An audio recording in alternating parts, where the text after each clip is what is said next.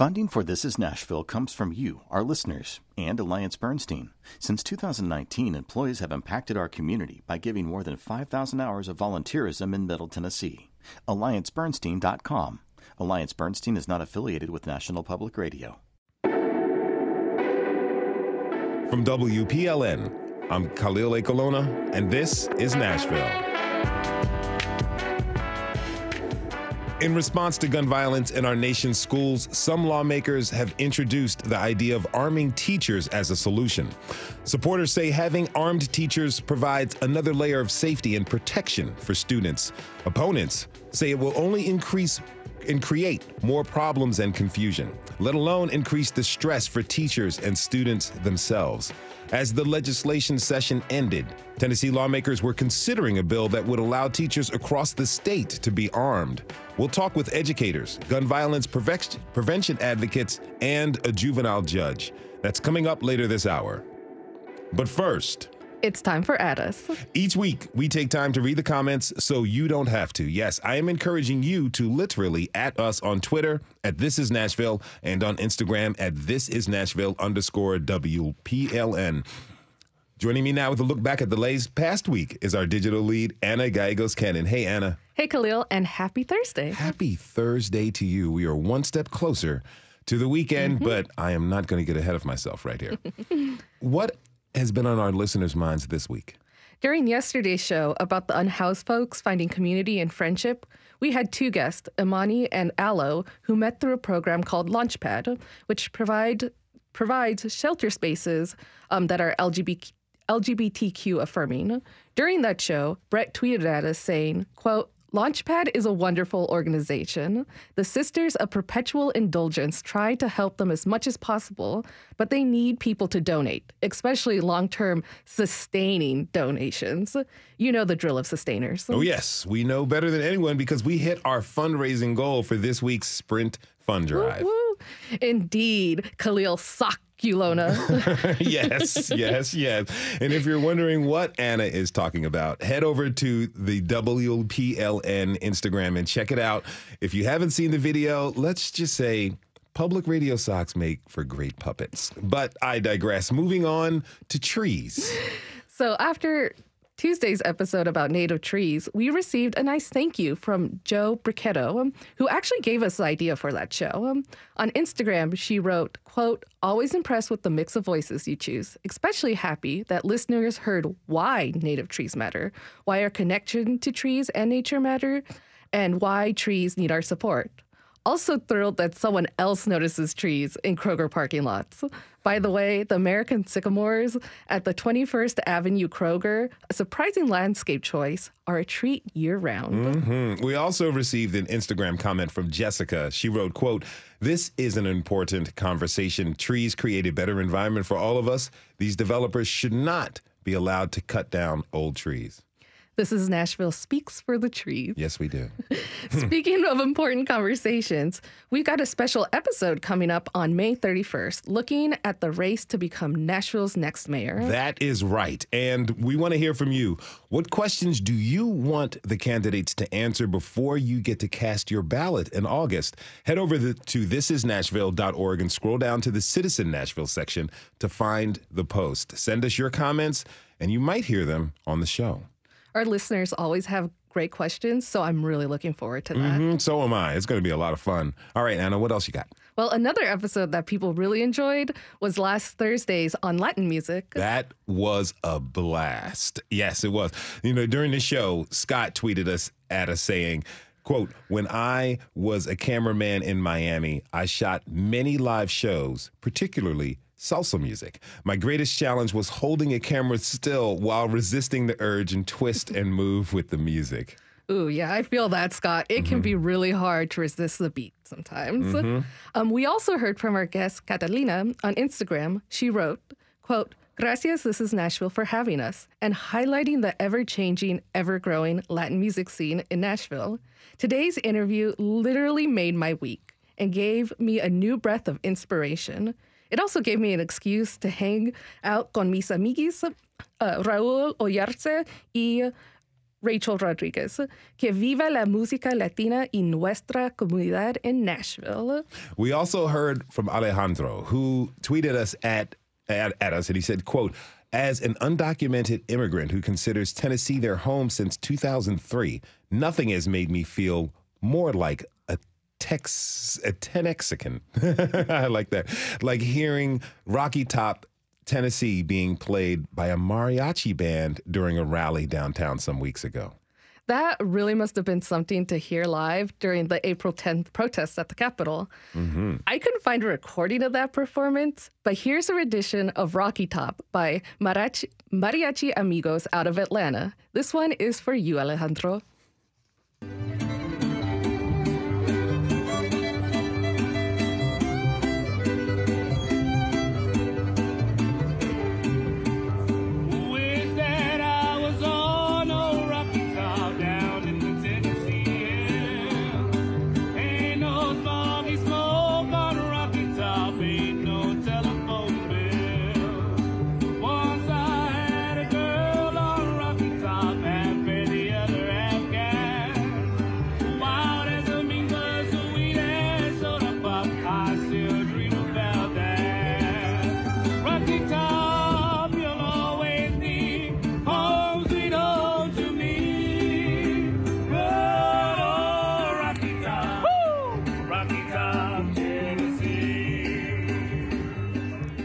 That is our digital lead, Anna Gallegos-Cannon. Thanks for this roundup, Anna, and we'll see you soon. Of course, and our listeners know where to find me online. Don't forget to add us on Twitter and Instagram, and let's keep the comments coming. Also, fill out our community survey to let us know what comments and topics you want us to cover at thisisnashville.org. It is super easy and quick and helps us to produce shows with your needs and interests in mind.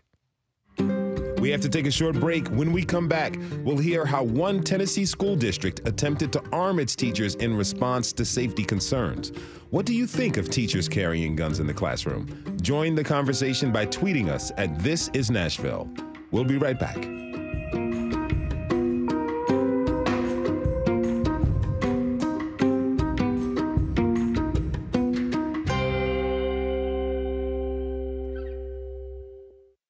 Funding for This Is Nashville comes from you, our listeners, and Music City Prep Clinic, Nashville-based provider for PrEP and offering comprehensive sexual health services in an environment designed to be safe, professional, and shame-free. Learn more at musiccityprep.org. I'm Khalil A. Colonna, and this is Nashville. In March, the entire state was shocked by the mass shooting at the Covenant School in Nashville. 3 students and 3 staff members at the school were killed. Calls to take legal action to reduce gun violence rang out, and notably, it was students who led the charge. At the state capitol, a bill that would allow school districts statewide to decide if teachers can be armed was under consideration as the legislative session closed. Currently, it's not clear if it will be reintroduced during the upcoming August special session on public safety. The bill would expand which districts are eligible to arm teachers. One of the 2 districts that currently qualify is Wayne County. My next guest attempted to implement the law there. I'd like to introduce Marlon Davis, Director of Schools at the Wayne County Board of Education. Marlon, thank you for being here. Welcome to This Is Nashville. Thank you for having me. Really appreciate you being here. Now, in 2016, a law was passed that allowed the Board of Education in distressed rural counties to decide if teachers can be armed. Pickett and Wayne counties were the only 2 that qualified under the law. I want to go back real quick before that time. Marlon, tell me, what concerns were you having regarding school safety in Wayne County then? Well, I'll give you a little bit of history, go back a little bit further. This is my 34th year in education. At that time, I was a principal at one of our unit schools here within the district. And before that, in about 2001, we actually had a federal funded SRO grant, which lasted 5 years within our district. So it expired around 06 or something along those lines, just trying to remember back the timeline.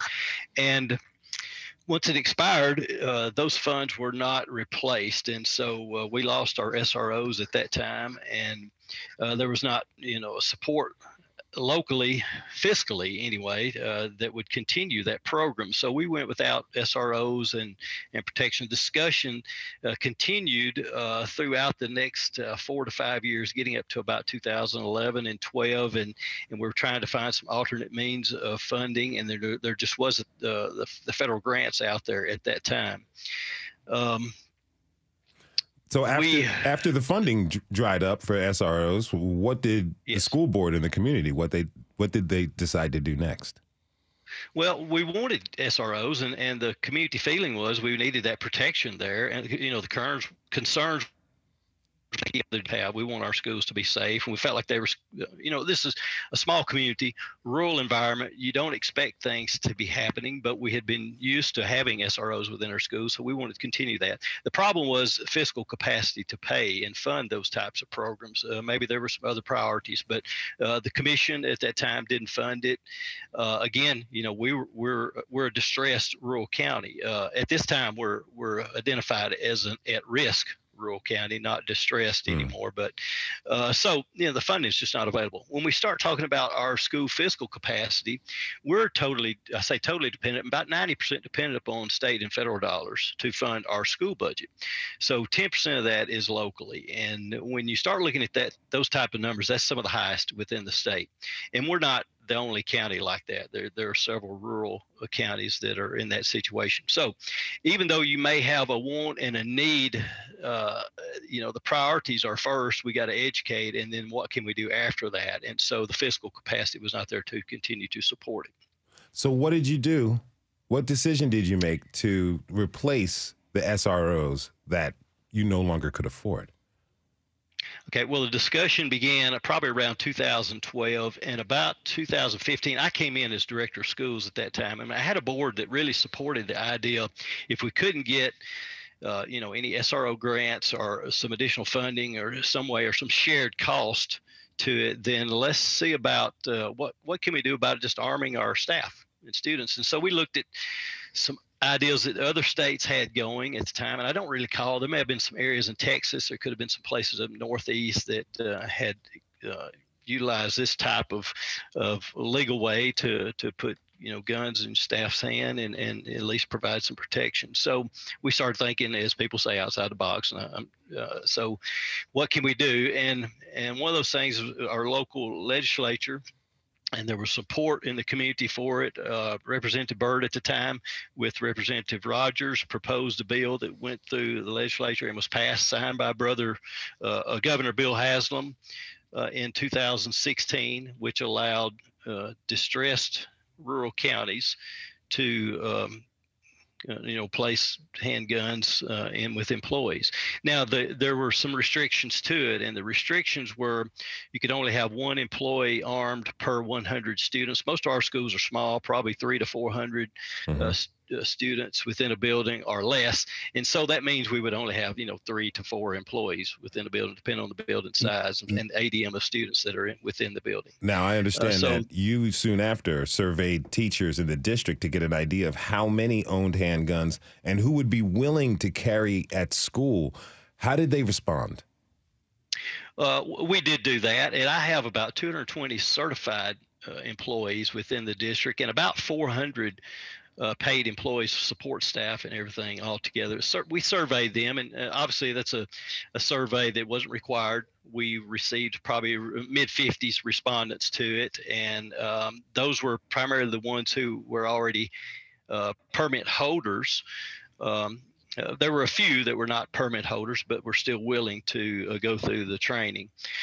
And we had about 30 staff members that responded they would be willing to go through the training that was required in the law. Now, the law was written that obviously the one per 100 students within a school, also that an employee would have to go through 40 hours of post training, which is the training mechanism for certified police officers in the state of Tennessee. Now, it'd be 40 hours, not the full 9 weeks that they do. So the law stated that. One of the stipulations in it was that the training would be conducted, it would be post-certified training and approved curriculum through post, but it was required that the local law agency would do the training. And that was the hurdle within the law. Well, how did they respond? How did the local law enforcement agencies respond to your request? Well, initially they were with us. We had some community meetings with the local law enforcement. We got together. We talked about, reviewing the law, the purpose of the law, identifying who the trainers would be, what type of curriculum we would get, and who would secure the curriculum, who would be training approved from each of the cities. We wanted to get school board approval. What would be scheduled training dates. We talked about some specifics about employee confidentiality, employee identification, how do we identify who they are within a crisis, and so on. So they were on board initially with our meetings, but I think the state association, sheriff's association, and other police associations were against the law. And so there was some opposition to it. And when you start looking at the law itself, it stated specifically your local law enforcement agency would conduct the training, and then they all backed out of it, and it became a liability issue for them at that time. All right. So now, we were not able to get the training done. Okay. I'd like to introduce my next guests. Leeann Hewlett is Tennessee chapter leader for Moms Demand Action and co-lead for the state legislative work with the group. And J.C. Shegog is a security consultant and firearms expert. Thank you both for being here. Welcome to This is Nashville. Thank you. Now, Leeann, you work with Moms Demand Action, and you've been familiar with the bill, which is a proposed bill right now, HB 0041, which, if passed, would give school boards, access across the state to clear armed teachers. What are your concerns with this bill? Yeah, we have a lot of concerns. Mainly, arming teachers is not the answer. There have been reports of firearms left in bathrooms that students have accessed. Guns can go off accidentally. And militarizing our schools is just not the answer. What we need to do is put laws in place to separate those who are in crisis from their guns before that firearm enters a school. Now, I understand that the bill doesn't include protocols for like school events, parent-teacher conferences. Mm-hmm.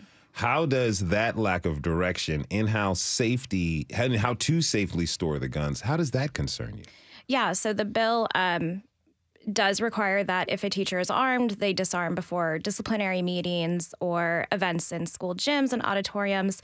But there is no direction for what teachers should do with that firearm. And I believe the bill's sponsor mentioned when he was asked that in committee that they should go lock it up in their car, which seems like a terrible idea based on the numbers of guns being stolen from cars here in Nashville and around the state of Tennessee. Yeah, there's been a record that we've reported on here at WPLN. Now, JC, you are an experienced in firearms and security. What are your biggest concerns with the bill? I think that trying to put guns in a person's mindset who decide to help people, especially children, to have them switch mindsets to become a type of protector it's a setup for failure. We have people that are capable of protecting schools. We have people that are capable of protecting other people. Let's employ those people and stop trying to make the teachers pull double, triple, and quadruple duty and bogging them down even more. I understand. If you're just tuning in, this is Nashville. And I'm your host, Khalil Ekalona. We're talking this hour with Leeann Hewlett, J.C. Shegog, and Marlon Davis about the implications of arming teachers to increase school safety. Tweet us your thoughts at This Is Nashville. Now, tell me, J.C., what about Marlon's case? When they didn't have the money for SROs, what is a school board, a school district supposed to do in that situation? I totally understand their standpoint, their perspective. And they was trying to do what they can do for the purpose, and that is to protect the school. So I applaud them for their effort. I mean, if they didn't have the money to employ, if the grants was not available, somebody had to do something, and they attempted to do something. I applaud them. They went about it the correct way, and then politics kicked in. This is why, in my opinion, I think we should remove police from the schools so that we can remove the police politics from the school. Things like that just happen to them. Also, the school to prison pipeline, we remove all of those and put in actual school security and have the school security trained for that school culture, meaning the elementary school, middle school, high school. When I worked at Meharry Medical College, I was there captain and overtraining. And college campuses have a culture. So the school security is trained to that culture. And this way we can mitigate all of the politics. All right, now, students, they range from young children to adolescents. They could potentially be in class with a teacher who's wearing a firearm. Leeann, tell me this. When you talk with other parents about this potential outcome, what have they said to you? I have not met a parent that supports this. We want our kids to go to school and interact with their teachers in a safe, loving environment. We don't want kids to know that the teacher is holding a deadly weapon on their person. And, you know, at each level, it's going to be a different reaction to that. We've heard from high school students that they're afraid that one of their classmates will think it'd be a funny prank to grab the gun from the teacher. We don't want to instill fear in our youngest kids to know that their teacher has a gun on them and what's going to happen if that gun misfires. What is their teacher doing with that gun? You know, Marlon, your school district has been using SROs, who are law enforcement, for some time. And that's the solution that you settled on after looking into having armed teachers. Tell me this, how have SROs worked out for your district? It's very good. I think it's a wonderful program. We have a great partnership with our sheriff's office and our local city police in each of the 3 cities within our district. Ultimately, we got what we were wanting. We were wanting a return of our SROs to our schools. And by moving into, instead of doing nothing, we were pursuing doing something that would help protect our students within our schools in case we had an incident such as this. And ultimately, the state released in 2017 SRO funding after this bill was signed into law, and we fought the hurdles of trying to get the training done and couldn't get it. The state released some SRO funding for those districts that did not have the program.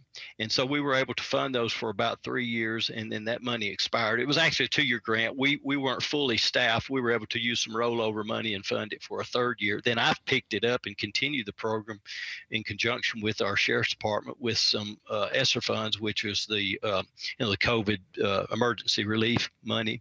And so we've continued to fund it in that manner. And where are we at now? The governor just signed a bill to put SROs, one in every school in the state of Tennessee. So we essentially got what we needed to get done from 2015 forward, and now we're at a position where the state has recognized the importance of it and it's being funded. Now, JC, you mentioned your feelings, a little bit of your feelings on SROs, but, what is the problem with having SROs in school? 1, the police politics. 2, they're putting a Band-Aid on a gushing wound. The requirements that the state made that school say 1 armed person per 100 students. Well, see, they got that from security standards.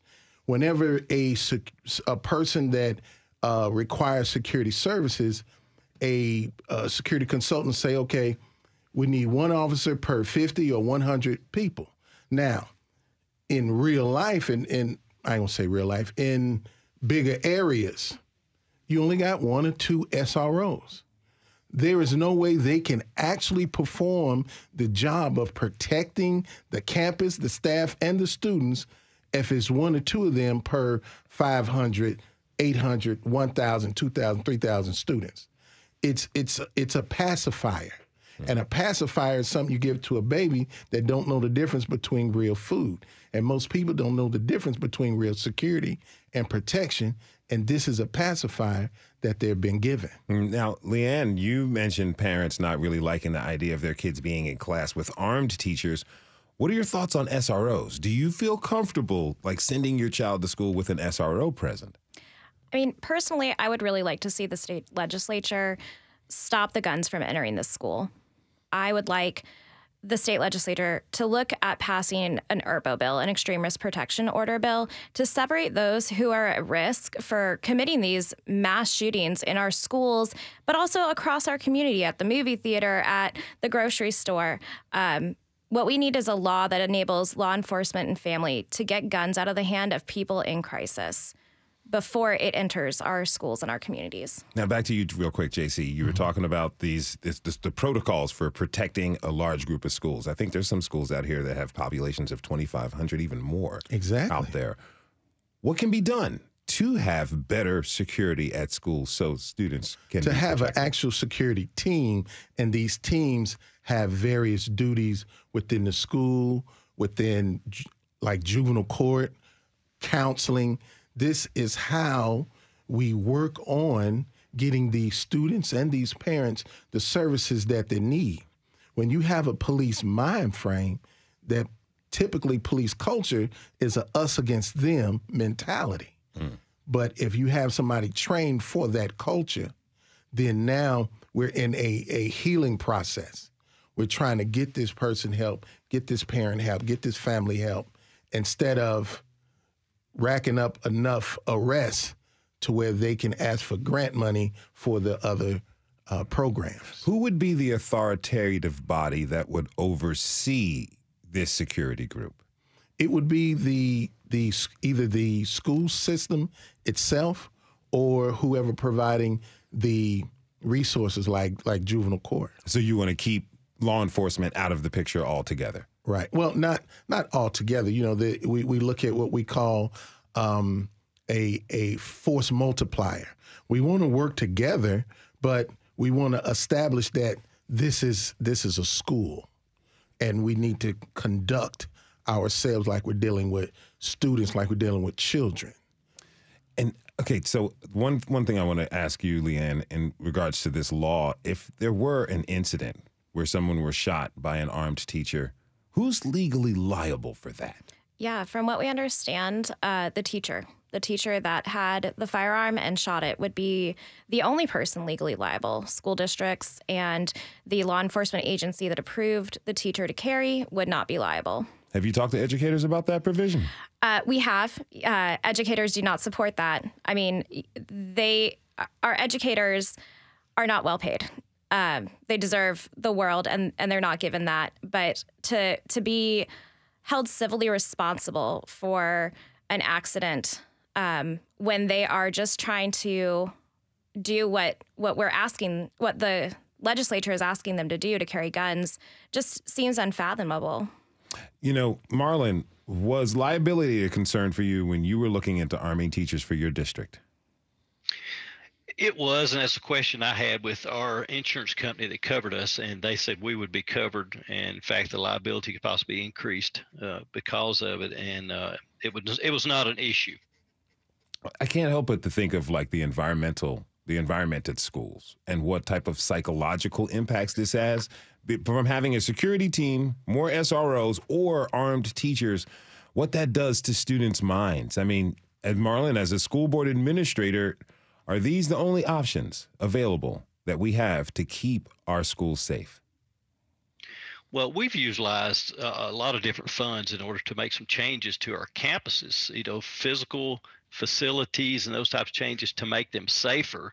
And we spent a good bit of money on that. But I just think the first point of contact when you do have a situation like this is having an armed guard, whether it be security or a school resource officer, is the very first point of contact when an incident occurs. And then who is going to respond when you do have an incident? It's going to be the police, and they're going to be in charge when they arrive to the scene. Leeann, tell us what's not being highlighted in the general conversation about arming teachers. Yeah, I think the most important factor is that we have tools that our legislature could enact to stop this before it even happens. Almost every mass shooting event, the shooter has displayed signs that they are going to do something. There is a way to separate people in those dangerous situations from their guns. We just need our legislators to act and enact an extreme risk protection order law. That was Leeann Hewlett with Moms Demand Action. She was joined by JC Shegog, security consultant, and Marlon Davis, Director of Schools at the Wayne County Board of Education. I want to thank all of you for being on the show today. Really appreciate it. Thank you. We have to take a short break, but when we come back, we'll examine if arming teachers is actually a good idea and the potential consequences of doing so. Join the conversation by tweeting us at This Is Nashville. We'll be right back.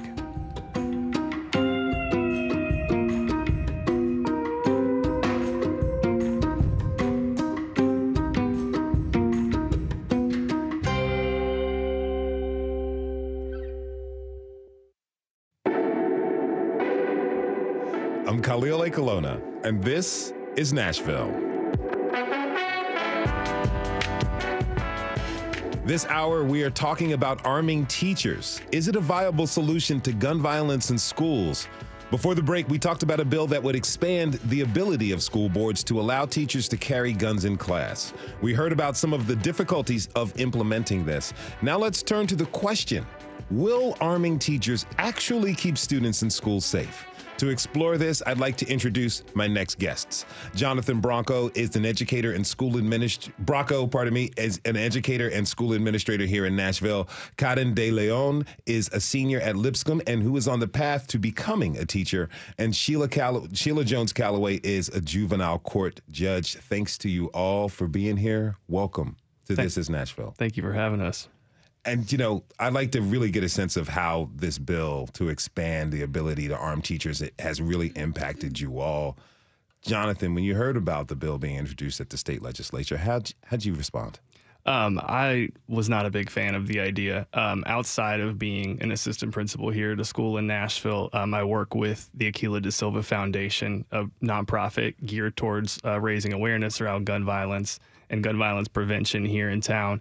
And the first thing that kind of came to mind is, you know, logistically, this doesn't make a ton of sense. When we go into lockdown, right, what is the purpose of having a weapon on a teacher would be to, you know, deal with if there were a threat in the building. When you go into lockdown, the first thing that you do is protect the kids that are in the room with you. So you're asking that educator, if they're armed, to step out and go essentially look for, you know, the threat that's in the building. And that's not what any of us signed up for. And I'm just, you know, vehemently opposed to this bill. Judge Calloway. Thank you for having me here, and I'm glad to be a part of this conversation. When I think about the bill and how difficult it would be to implement, you know, I look at it from the side of the youth that I serve. And, you know, a lot of times when you think about youth, they're in school because they're learning. Their brain development is not where it needs to be. And a lot of times the youth that I see who are being arrested for gun possessions or other crimes, they're not thinking correctly. And so if they are knowing that teachers are armed and have guns, you know, I just see a room full of teenagers thinking it's going to be cool to find this gun and what can we do with it. And so I am more concerned about, you know, the consequences of what it really means to have an armed teacher. Is the weapon on their possession, the students are going to know. And if it's a teacher that they know has a gun somewhere, they're going to take the opportunity to try to find it. And so what we're doing is we're putting more youth at risk than we are actually trying to protect them. Now, Cotton, you will soon become a full-time teacher. Yes. Tell me, what were your thoughts when you heard about this bill? It's just crazy to me. Like, that's not what I'm going into the field for. And I feel like it's become a culture. Like, gun has become a culture, and I'm like, that's not, no. Like, I'm not here to do that. I'm here to teach my kids, and I have a very, like, my philosophy of education does not include that. So it's not part of my job, and it's not part of my lifestyle. It's not part of my purpose of what I want to teach my kids. So it's just a lot of feeling of, like, frustration, anger, and it's just crazy. Like, it's crazy to me. I understand that. Like, did you talk to your fellow classmates about this? Tell me how those conversations went. So when we had our the Covenant shooting, we really sat down to talk about this with some of my friends and peers, and it was just a lot of feeling of anger. Like, honestly, like, it's obviously we're not in the workforce yet. We're not there yet to like know policies and what it actually means, you know, to be there and look at what leaders are doing. But from the outside, it's just like, it doesn't make any sense. It doesn't make any sense, and we don't understand how our leaders are thinking that it makes sense, that it can be an option. Like, it doesn't, like Judge Calloway says, like, these kids are there to learn. I mean, there's nothing else. Like, I don't understand how they think that it is possible for this to be an option, for this to be a resolution, when it's like putting more fuel to the fire. Jonathan, you know, as a veteran educator and an administrator, what's the staff at your schools? What have they been saying about this idea of arming teachers? Yeah, they are not big fans of this idea either. The consensus is, you know, why are we not looking for solutions to prevent the problem in the first place? Why do we continually look to have more guns as the solution to a gun problem in our society? Students have expressed to me that they would not feel safe with more guns in the building. We do have an SRO on our campus. And, you know, the presence of police can be a triggering thing for students in itself. But, you know, our students have come to accept, especially after the Covenant shooting, you know, the presence of that SRO. But at the end of the day, you know, knowing that there could be guns in the desks or on the person of, you know, of a teacher does not make kids or fellow staff members feel any safer. It's just brought a lot of concern and a little bit of anxiety to our staff and students and families. Are there any staff members who are supportive of that plan? I have not encountered any. I talked to a former mentor teacher of mine when I taught in Chattanooga, and her words to me were, there was one person I worked with that I would trust to do this. However, I would not want him to carry the burden or responsibility of having that on him and having to respond to a situation like that, because that's not what you sign up for when you become a teacher. She was your mentor teacher. Do you know how long she's been in the profession? Yeah, this is her 21st year, I believe. So out of 21 years, one person. One person. All right. Now, one of the questions about the proposed bill is that the only people who would know who would be carrying the guns at school would be the principal and the superintendent. Judge Calloway, what types of issues does that bring to the fore? So first and foremost, I'm not sure if I actually believe that. Okay.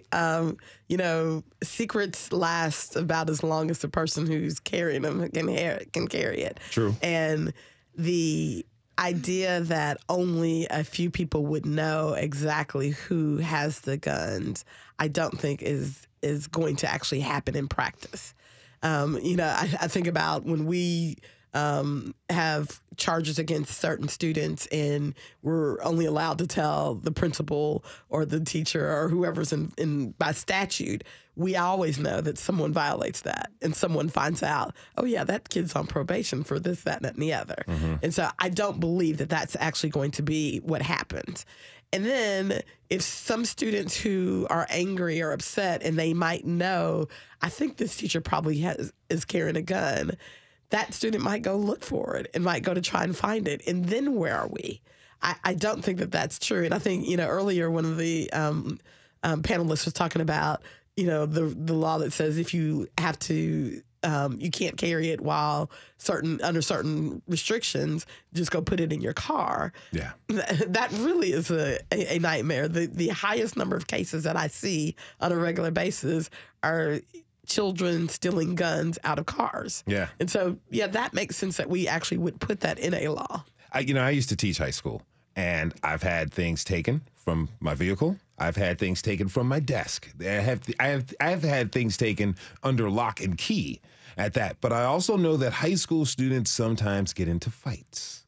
Middle school, elementary school students do as well. Judge Calloway, what are your concerns with teachers being armed in that type of situation? That is absolutely the most scary thing for me to think about, because when people are in the middle of fight and there's a responsibility of a teacher to try to de-escalate or break up the fight or to somehow, make things calm again, and that teacher may be carrying a weapon at the same time, the idea that any of those students around, and as you see, particularly in our high schools, when there's fights, there's just not two people in the hallway at the same time fighting each other, and that's it. It's the entire school that gathers around to see what's happening and see who's in it involved. And, a few teachers are trying to disperse people. If a gun is brought in that situation and a gun is being carried by a teacher, all kind of things could happen. Any one of those students could grab that gun, even if the teacher grabs it, and there could be a misfire or something. But there seems to be absolutely more danger that could happen and could occur in a situation like that. And we know, kids have fought in school for years. And, I'm not going to age myself, but, when I was growing up, there were fights in school all the time. There were never weapons. We didn't have SROs when I was growing up. And so it eventually dissipated itself and people went there on their corners, but there was never the risk that someone could lose their life. And when we bring a gun into the mix, that's a risk that we also bring. Now, Cotton, have you thought about being in a situation like this as a teacher? Well, I'm going to be going into elementary, so not to that level. But I mean, it is a thought now, especially Judge Calloway talking about that. And it's crazy because I just literally heard a story about one of my friend's kids. They found a vape pen in their backpack. This kid is a 5th grader, 4th grader. I'm like, that's crazy. I didn't see that growing up. I was in kindergarten, 2005, 2006. I never knew what a vape was. I never, we didn't see those things growing up even back then. So it's scary. I'm like, I don't want to see my little 9 or 10-year-old with a gun in their backpack or just, casually carrying it around. It's scary, but I had not thought about that until, speaking it onto this level. Teachers, they have a very huge workload. There's a lot that you all have to do. Cotton, you're learning about it, but you're about to find out I've already found how out. much teachers have to do. The responsibilities of having carrying a firearm, it's just adding more to that. What do you think about that, Jonathan, as having to be a part of a response team as a teacher on top of everything as far as your responsibilities are to educate kids? I mean, the training that we have to go through with crisis prevention in itself is a lot. To learn different restraints, to learn different moves to keep kids safe without weapons is a heavy responsibility to carry just to start off. Adding in a tool in which its purpose exists to end a life. That is the only purpose that a gun has, right? That's what it exists to do, is to hurt or take a life, is a frightening thought to me. And asking teachers to add that responsibility of not just making sure that kids can get to the next level, looking at them socially, emotionally. Why are we investing in this idea and not the idea of mental health? We hear, this argument all the time. Well, mental health is the problem. Well, where's the investment in mental health services? Where's the investment in social emotional learning in schools?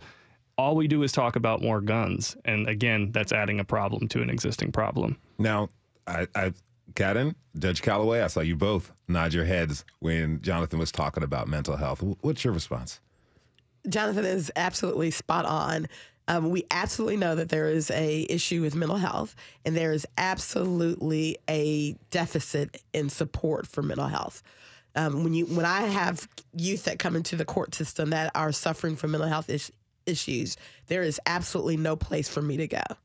And if they're in the middle of a crisis, there is a wait list.